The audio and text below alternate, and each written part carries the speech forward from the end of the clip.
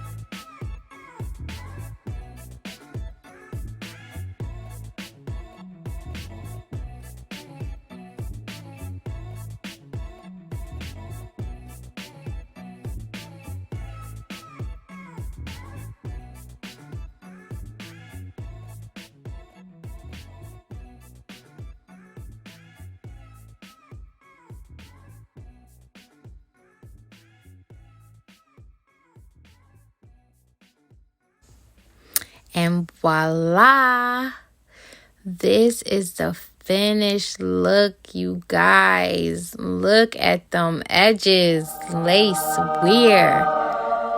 So if you guys like how I did my hair, please let me know down below in the comment section.